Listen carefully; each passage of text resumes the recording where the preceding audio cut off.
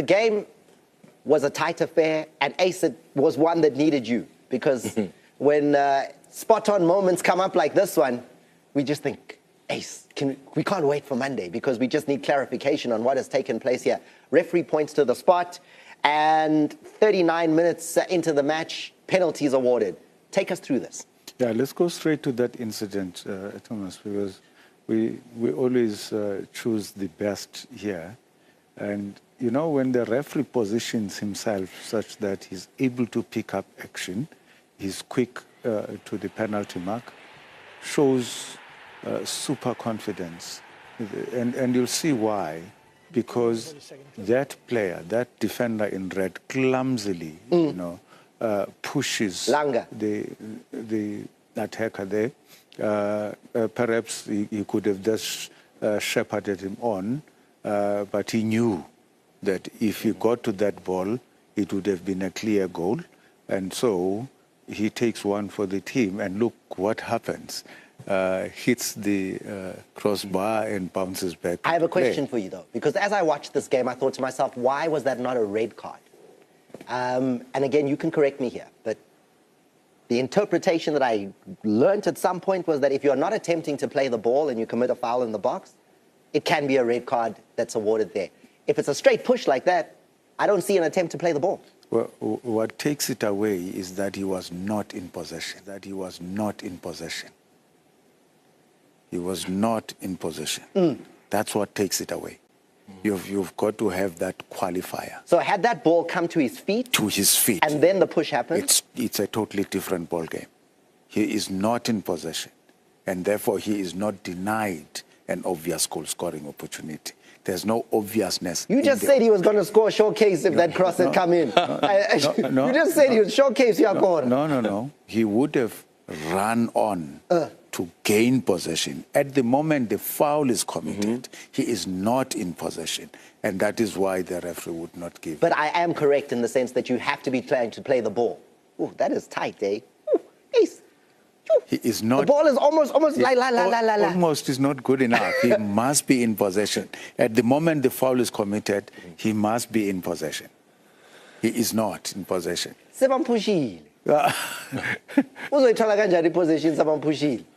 But okay, comfortable. Penalty is the right decision. No further punishment was required here. Not at all.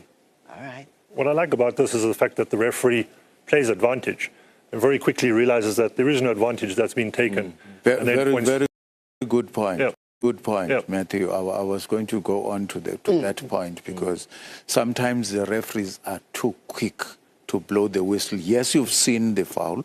Yes, you know you want to give it, but the ball is rolling favorably to a teammate of the player against whom a foul has been committed. Delay blowing that whistle, even though he didn't show it. The whistle was actually already in the mouth, and he delayed to blow until he realized that the goal is not realized, and then he blew. Business that was done at Cape Town City. Another penalty is awarded in the game. And spot on, we need you again. Yeah, you see, what confused many people with the awarding of this penalty is that they only watch one movement of the player's arm as he tucks it behind his back. But we'll show here very clearly that, in fact, the player moved his arm 3 times. The first time was to tuck behind his back. The second time was to push it out to prevent the ball, and that's when the moment of impact came. And then in the last moment, he tried to tuck it behind his back again. So the referee saw the first movement, arm is tucked, and third movement, he tries to move it away. So at that moment, what the referee would have watched for is movement of the arm away from the body towards the ball. And how the referee was able to pick that up because it is quick movements. The distance between the last touch of the header and the player who commits the offense is very short. The time that it took for the ball to go to him was very short. I really commend the referee for being able to pick up that there was movement of the arm behind the body, movement towards the ball, and then movement again behind the body. Well spotted by the referee. The handball, the goal there from Gonzalez, and silence from the two men who played in defense. No defense in terms of, or argument that the referee maybe was a little bit harsh on Ngcobo there. You guys are comfy? Penalty? I could perhaps blame the defenders for not winning that ball, because you're really not setting up your defenders who are behind you very well, and things like that happen, you know, when it comes through a lot of bodies and it's not one, especially if there's a flick on, you know, you're causing all sorts of chaos, so you can't really blame Ngcobo there, but yeah, did his best to try to get out the way, but not enough. Yeah. So penalty? Yeah. Unfortunately, yeah, because I mean, look, it's easy to say, open your body, have your body open, but there's no time to do that in that instance. Yes. You've kept the high line, and the trick is when you keep that high line on free kicks, you know, on the last step, that's when you drop and you clear it. But as Matthew said, if you don't win the first header, you have problems. You create all sorts of problems for the people behind you. And he has no time to react in terms of, if you look at that ball where it's bounced and his angles, it's just unlucky, unfortunately. Yeah. I think for me, Memphis Law, because Ngcobo is the man that causes the foul. And when that set play is taken, he's the man that the ball hits, is the hand. So for me, something was bound to happen with Ngcobo in this game. But for me, yes, Bryce has taken us through this move, and clearly so now we understand the reasoning of the referee, why he blew, the positioning of the ref, yes, correct. But for me, what was crucial also, Matthew, was Gonzalez misses the first penalty, but he still has the guts to then stand up and take the second penalty and slot it in the back of the net. That's a big art from Gonzalez. And I kept looking at that moment and thinking, could he have just left it? You know, could he have just left it? But it like just behind him, Cupido is getting into a good position there. Yeah, instinct in that instance, instinct tells you not to leave it because you know somebody's off. Pace in a game where the opposition have seen where the dangers is. They've seen a Shalulile is so dangerous, Ribeiro is so dangerous. Cards were likely to come out in this game, and they did, which then brings us to you. What did you see? Why are you highlighting this moment? Yeah, let's go straight to that moment, Thomas, because we always pick the best here. Breaking out of defense. Ribeiro is on his way. And you see, breaking out of defense and then breaking a promising attack by the opponent. And that's why a yellow card comes out. It's more of a careless challenge than reckless. Ordinarily, it wouldn't attract even a caution. But because you look at how he storms out of his own defensive area, there are several players that are looking out for the ball, nicely positioned. It's a promising attack. Because there were 8 Polokwane City players in the box. And now when they're coming this way, there's no one home defensively. That's where the yellow card comes from.